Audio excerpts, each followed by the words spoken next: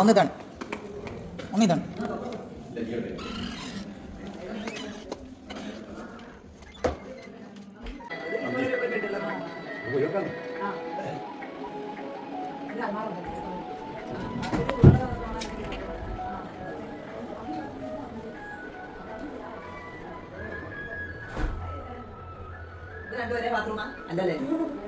അപ്പോൾ നമുക്ക് സെക്കൻഡ് ഒരു ബാത്റൂം കൂടി കിട്ടിയിരിക്കുകയാണ്. അതേ റൂമിൽ തന്നെ 2 ബാത്റൂം കേട്ടോ. ഞാൻ 2 ബാത്റൂമുള്ള റൂം ആദ്യമായിട്ടാണ് കാണുന്നത്.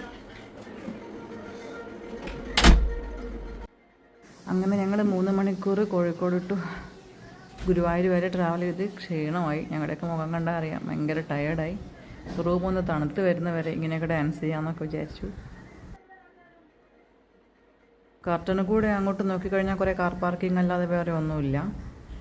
ഞങ്ങൾക്കിപ്പം എന്തായാലും ഒന്ന് റെസ്റ്റ് എടുത്ത് വൈകിട്ടൊന്ന് പുറത്തിറങ്ങണമെന്നുണ്ട്. ഞാൻ കഴിഞ്ഞ മാസം ഗുരുവായൂർ പോയതാണ് അച്ഛനും അമ്മയൊക്കെ ആയിട്ട്.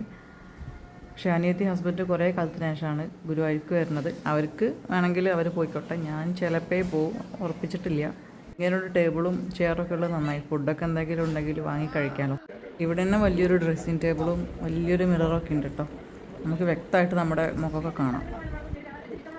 അത്യാവശ്യം വലിയ മുറി തന്നെയാണ് ഞങ്ങൾക്ക് കിട്ടിയത്. ട്രിപ്പിൾ റൂമാണ്. അച്ഛനൊരു സിംഗിൾ ബെഡും അമ്മയും ഞാനും ഡബിൾ ബെഡിലും. നല്ല ലെങ്ത്തുള്ള റൂമാണ്. ടേബിളും ചെയറും പ്ലസ് 2 ബാത്റൂമും ഉണ്ട്. അതുകൊണ്ട് തന്നെ ബാത്റൂമിന് അടി കൂടേണ്ടി വരില്ല. ഇവിടെ കോംപ്ലിമെൻ്ററി ബ്രേക്ക്ഫാസ്റ്റും കൂടി ഉണ്ട് കേട്ടോ.